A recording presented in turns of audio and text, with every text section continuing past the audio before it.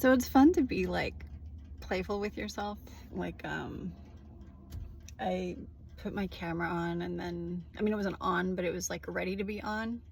And then I was like, oh, you know what, let me drive. And I forgot it was on. And then I look over and I can see myself and I just like make faces at myself. And I think it's really good to just like not take this earth life so seriously.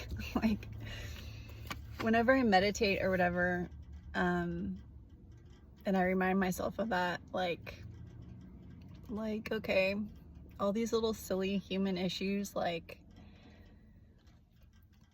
oh no, the boy didn't call me back. Like, who cares? Who cares? Like, so what? So anyway, I finally did the first like journey with that shamanic class that I'm doing. So I did it this morning, early in the morning. I woke up really early, and it was like a shorter one because she's just, I guess, getting us used to it. So she talked about it beforehand. I can't really talk in detail about like her teachings because we're not allowed to. It's supposed to be for personal use only, and this is a public platform. So I feel like it wouldn't be right, but maybe in the future when I have my own like stuff. But this was really awesome because it had the same feeling to it as when I did that guided past life regression. And it's like, you feel like, am I really going to be able to do this? Like, is it really that easy? It seems really hard. But I did it. I did it on my first try. I think it's a lot harder when you don't have a guide because it's easier for your mind to just go blah, blah, blah. But when you have a guide, it's like you can focus yourself more. So she just kind of gave us instructions beforehand, and she said, you know, you could do it this way, or you could do it that way, or that way, whatever, but we're going to go into the underworld and ask like for your guide or whatever, and then ask a couple questions. So I wrote down my journey immediately afterwards, and yeah, she was right. I wanted more time, but I was able to do it, so I was happy about that. So, okay, first journey to the underworld. So like, you pick a portal to go through, something that you've seen in reality, in earth reality. So I picked a tree that I've seen before. So I picked this tree. I climbed down the tree into the ground, down the roots, and then I kind of got stuck like halfway in Middle Earth and then halfway in the underworld part, kind of like a mental stuck.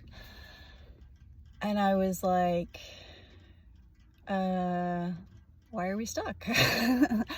Okay, so we think we can't do it, like we're afraid to go. And I'm just like, it's okay. I know you're scared, but it's okay. Keep going, you can do it. So I keep climbing down. It takes probably a few minutes for me to really like visualize clearly, and so finally I get down into like underground, and she said, you'll see a tunnel, so walk through the tunnel. So there's a tunnel. It's well lit, not too bright, not too dark. It's just like perfectly lit, like with yellow light. And so I'm like walking, maybe skipping a little, but walking, and I feel a little scared, and I'm like, it's okay, keep going, keep going.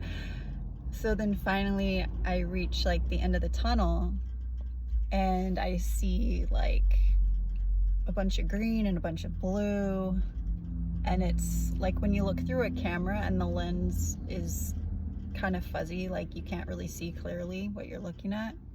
It was like that, but I could feel and sense like the beauty of the place I was at.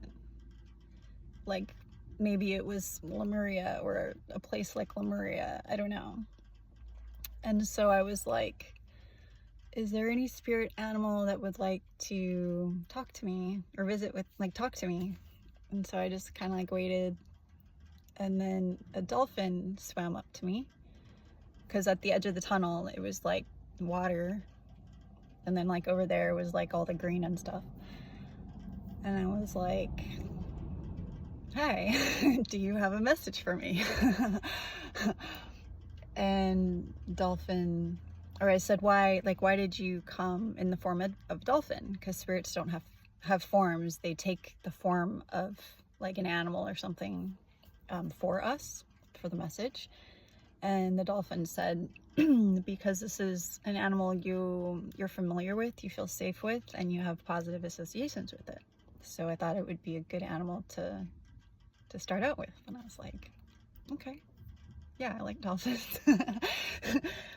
And then, so I said, do you have a message for me?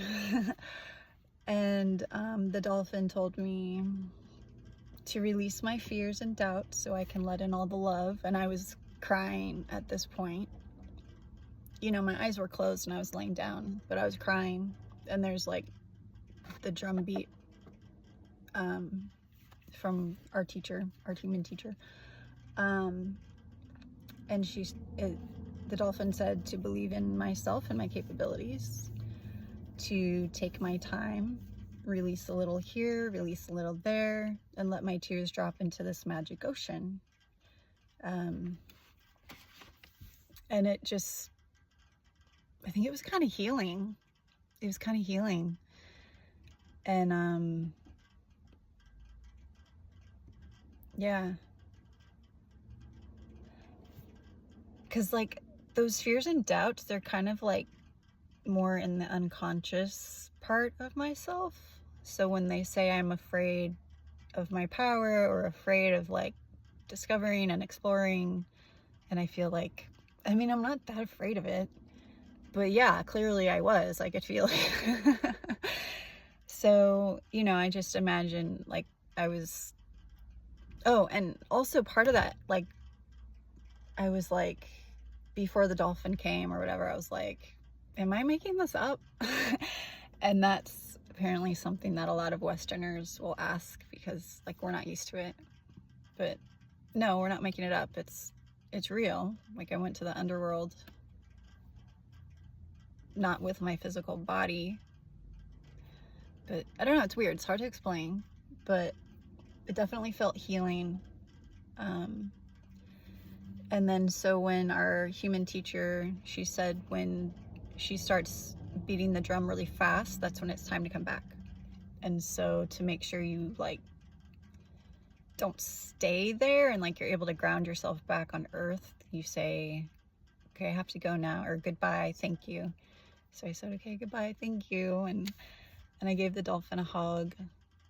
And I was like, I don't want to go, but I guess I should go now. And the dolphin was like, no, you can come back anytime. And I was like, okay. And so getting back to earth was a lot faster than getting down there. But you have to go back the way you came. And so I did. And then I wrote down the experience. So it was really cool. A lot easier than I thought it would be. I think early morning is a good time for me because there's less chatter in my brain. Because when I've tried to do these things, like even with YouTube guidance, I've been successful a few times, but a lot of times I haven't been. It's just been hard. So this was really cool. It was like 4 a.m. because I woke up and I was like, this is a good time to do it. So that was really cool. Yeah. So I just wanted to share my experience. And I mean, this is something that everyone can do this. But yeah, like, I guess on another time we'll visit the upper world. And I guess sometimes it's hard for people to visit one or the other. Like, it's usually easier to visit one rather than the other. So, I don't know. When that Akashic Records lady told me I could astral travel at any time, I guess just the word astral makes me think of like outer space and stars. I never thought of it as like visiting like the underworld. That's cool. Because I have heard, where did I hear this? I don't remember, but that there actually is like beings living like in the underworld, like Lemurians who chose to stay, but they lived there, but like their frequency's so high you can't really see these beings unless you raise your frequency. Same with like the extraterrestrials or UFOs, you know, like some people can see them because their frequency is high enough where they can see the frequency. So yeah, anyway, this is exciting. It's exciting.